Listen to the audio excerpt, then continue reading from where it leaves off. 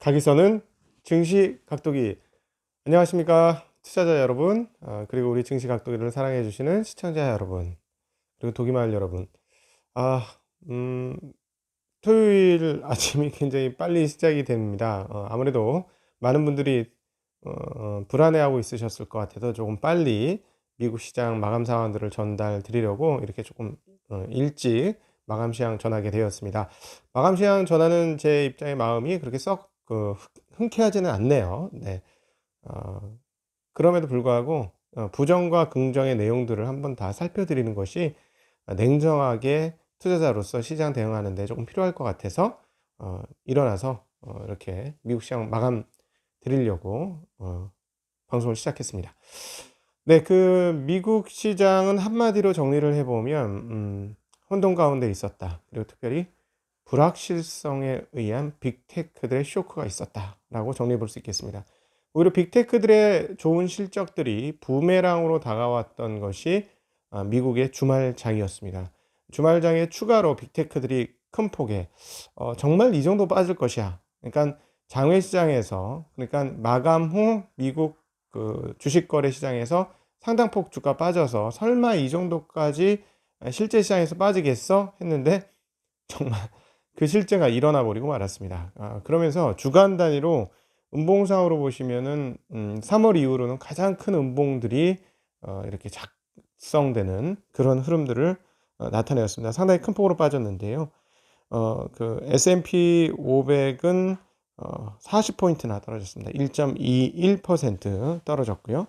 그 다음에 나스닥 지수는 2.45% 정말로 많이 떨어졌습니다. 274포인트나 떨어졌고, 다우지수는 다우지수도 0.59% 157%. 다우는 뭐 그렇게 빠지지 않았어요. 즉 어제의 하락은 빅테크의 하락이었다라고 보는 것이 맞을 정도고요. 일단 먼저 그부터 설명드리면, 빅테크들의 전일자 3분기 실적이 너무너무 좋았어요. 다들 어제도 말씀드렸습니다만 코로나의 진정한 수혜주들이 빅테크 기업이었다라고 보여질 정도로 너무너무 좋은 실적을 발표했습니다. 그러니까 마치 오늘 장 뭐냐면 그동안에 그 호재가 다 반영되었다라고 생각하는 것 같은 분위기, 호재 다 반영되었다는 분위기하고, 그 다음에 대선의 혼란이 누구에게 피해가 있을 것이냐 하면 다 빅테크에게 있을 것이다라고 생각하는 것처럼 어, 주가가 많이 빠진 그런 양상이었어요. 일단 던질 수 있는 물량은 던져놓고 현금 확보를 좀 해야 되겠다라는 의지가 상당폭 읽히는 게 어제 미국 시장이었습니다. 그런데 도대체 왜 이럴까요? 네, 왜 이럴까요? 어, 이 대선이 박빙으로 가면서 그동안에 가장 싫어했던 게 뭐였죠? 가장 싫어했던 건 대선이 안 끝나는 걸 가장 싫어했습니다. 즉, 트럼프가 얘기했던 것처럼 나는 이 선거에 대해서 지금도 제대로 인정할 수가 없어 하는 분위기가 있는데, 이제 그 박빙으로 가니까, 그 폭이 줄어드니까 이게 거의 확실시돼 라고 생각하는 시장 분위기가 만들어진 겁니다. 그렇기 때문에 그러면 대선 끝나고 나서도 상당 기간 불안해. 그럴 거면 현금을 좀 마련해야 되겠어 하는 게 지금 미국의 상황이었다, 이렇게 볼 수 있습니다. 주간 기준으로 따지면은 다우지수는 엄청나게 빠졌어요. 무려 6.47%, 그리고 S&P 500은 5.64%, 나스닥은 5.51% 빠졌습니다. 뭐 제가 자주 말씀드리지만 지수가 10% 빠지면 이거는 굉장히 큰일이다. 종목별로는 20, 30%짜리가 그냥 질비하고, 우리가 지난번에도 경험을 했습니다만 3월 달에 경험했던 게 한 20% 정도 빠지는 거였어요. 그러니까 지금 주간에 5% 이상 지수가 빠졌다는 건 얼마나 좀 충격적이었던 한 주였는지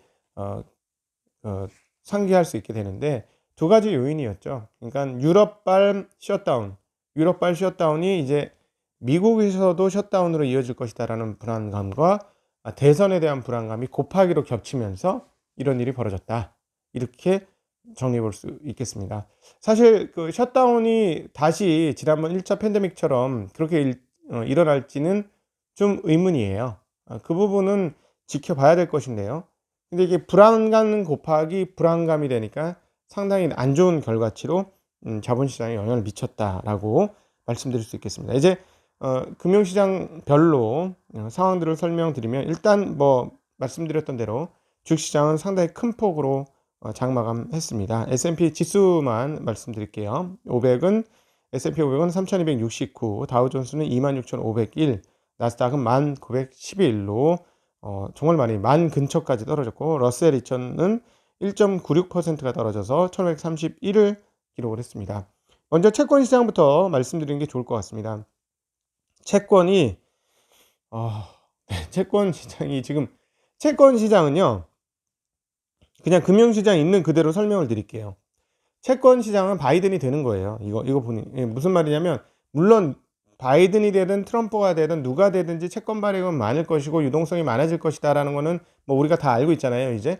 근데 이런 정도로 채권 시장이 빠르게 약세, 즉 금리 상승이 이루어진다라는 것은 바이든이 되는 걸로 생각하고 있다. 그래서 채권이 누구보다 더 많이 발행될 것이다라고 생각하고 있다는 거지, 시장이.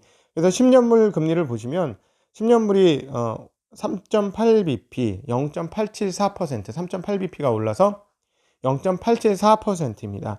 그리고 30년물은 3.3bp 또 올라서 1.658이에요. 그러니까 이런 정도로 장기물들이 이렇게 뻥뻥 뛰었다는 것은 네, 뭐 아주 뻥뻥까지는 아니지만 어쨌든 최근에 그다음에 기존에 가지고 있는 금리 대비로는 상당히 적은 폭이 아닌 큰 폭이 올랐잖아요, 금리가. 그러니까 이거는 바이든 되는 거야 라고 채권 시장은 생각을 하고 있는 것이고, 그 다음에 주식시장은 불안한 것이고, 그 부분들이 또다시 반영된 거는 일부 달러 지수인데, 달러 지수는 그렇게 보기엔 좀 어려워요. 그러니까 이렇게 해석할 수 있어요. 달러 지수 자체가 상당히 좀 올라왔다 라는 것은 이거는 일단 현금을 확보하기 위한 생각이야 라고 말할 수는 있지만, 항상 뭐다? 통화라는 건 상대적인 것이다 라는 말씀 드렸잖아요. 상대적인 통화 개념으로 봤을 때 그럼 누가 약세인 거예요? 달러가 약세인 거예요? 아니죠. 유로가 약세인 거예요. 유로가 약세예요. 엔화 대비 그다지 달러가 큰 폭의 강세를 보여주지 못했습니다. 엔화가 104.68이거든요. 아주 소폭의 약세를 보였고요. 반면에 위안화는 강세입니다. 위안화는 아무래도 우리가 이번에 이제 5년 전에 진행을 하고 있는데, 앞으로 뭐 중국이 이렇게 갈 것이다 하고 명확하게 뭔가를 보여주잖아요. 당연히 공산당 국가니까 미래에 대한 전망은 아주 명확하죠. 그리고 또 잘 아시다시피 어떤 식으로든지 뭐 통계를 속이고 있든지 감추고 있든지 어떤 식으로든지 다른 나라에 비해서 월등하게 지금 코로나 상황들이 잘 제어되고 있지 않습니까? 그런 측면에서 보면 훨씬 더 미래가 가시적이죠. 미래가 어떻게 될 것인지가 보다 잘 보이죠. 그러다 보니까 위안화는 다시 강세로 넘어갔습니다. 말씀드렸던 맥점이라고 할 수 있는 6.7이 다시 한번 밑으로 깨지면서 6.6963을 지금 기록을 하고 있어서, 그럼 이건 뭐냐? 달러 약세라냐라고만 보기는 좀 애매하다는 거죠. 그래서 통화 쪽에서는 유럽발 셧다운 위기가, 그리고 어제 말씀드렸습니다만 22 총재가 뭐라고 그랬죠? 12월 회의에서 우리 다시 한번 재논의하겠다. 지금 현재 상황이면, 이런 제2의 팬데믹과 셧다운 상황이면 경기가 꺾여서 밑으로 하강하는 것은 거의 명백하기 때문에 우리는 그냥 이 상태를 받아 넘길 수 없고 다시 한번 재논의해야겠다. 이게 무슨 말이에요? 통화 완화하겠다는 거예요. 통화를 더 풀어서 펼치겠다라는 얘기이지요. 네, 바로 그 얘기예요. 그렇기 때문에 그럼 당연히 어떻게 된다? 유로화가 약세일 수밖에 없는 상황이다. 그래서 통화 시장은 혼조다. 유럽과 그다음 미국, 그리고 아시아 모두 다 이게 어려운데, 그냥 각자 전망대로 자기 갈 길을 막 가는 그런 분위기인데, 서로 약간 자기 갈 길을 가는데 서로 영향을 받는 이런 정도로 해석해 볼 수 있을 것 같습니다. 반면에 원화는 좀 약세였어요.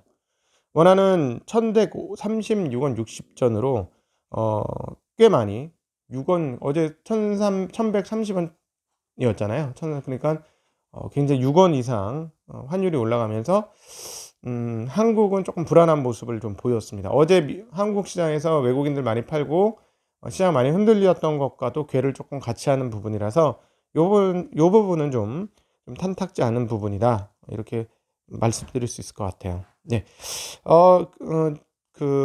기술주들의 하락이 가장 눈에 띄었는데요. 기술주들이 정말 많이 떨어졌습니다. 유가 먼저 말씀드리죠. 말씀 계속 드리지만 유가는 어디에 가장 취약하다? 네, 팬데믹이 가장 취약한데 또다시 1.1% 빠지면서 35.77달러를 기록했고요. 이번에 이제 원자재 가격 모두가 떨어졌어요. 이거는 이제 경기에 대해서 다 불안해하는 그런 분위기가 있는 것이죠. 구리값도 6,712달러로 0.4% 떨어졌고요. 그리고 금값은 오히려 소폭 상승했습니다. 1,878달러로 약 10달러 정도 소폭 반등하는 흐름들을 보여주었어요. 네. 그러니까 여기 이제 그 원자재 가격은 경기에 대한 불안이고 금값은 어 달러도 흔들리고 유로도 흔들리니까 좀 이쪽이 조금 더 움직였다. 요 정도로 해석하시면 큰 무리는 없을 것 같습니다. 다시 이제 빅테크 기업들로 가보면 이 참 이렇게 좋은 실적을 발표하고 이렇게 많이 빠져도 되나 할 정도로 마치 이제 호재를 기다렸다가 호재 때 던지는 개별 종목 그렇게 던지는 듯한 분위기가 나왔는데요. 애플이 5.6%나 빠졌습니다. 그리고 아마존은 5.45% 빠졌고 그다음 페이스북이 그렇게 좋은 실적을 하고도 6.31% 그러니까 오히려 좋은 실적을 발표한 순서대로 뭐 주가가 많이 빠진 것 같은 그런 분위기 보여줬고요. 알파벳만 상승했습니다. 뭐 유튜브를 통해서 계속해서 이익이 증가하고 있는 알파벳이 3.8% 상승했고요. 마이크로소프트는 1.1% 빠졌습니다. 그동안 계속 하락하던 인텔은 0.39% 올랐고요. 나머지 반도체 주식들은 다 빠졌습니다.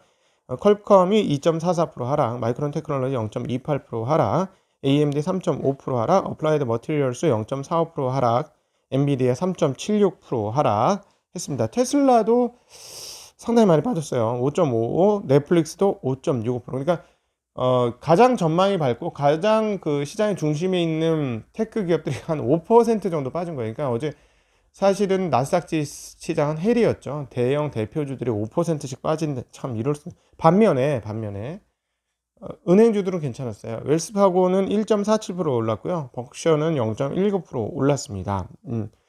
그리고 델타항공 같은 경우는 0.39% 빠졌으니까 어제 시장 분위기가 좀 느껴지시나요? 예, 다우는 생각보다 좀 덜 빠졌잖아요. 0점대 빠졌으니까 이거는 빠진 것도 아니다라고 볼 수 있죠. 어제 같은 장에서 0점 몇 프로면 빠진 거니 그냥 거의 뭐 오른 느낌이지 뭐 이런 느낌이잖아요. 미국 시장이. 그러니까 굉장히 신경질적으로 테크 주식들을 내동댕이 쳤어요.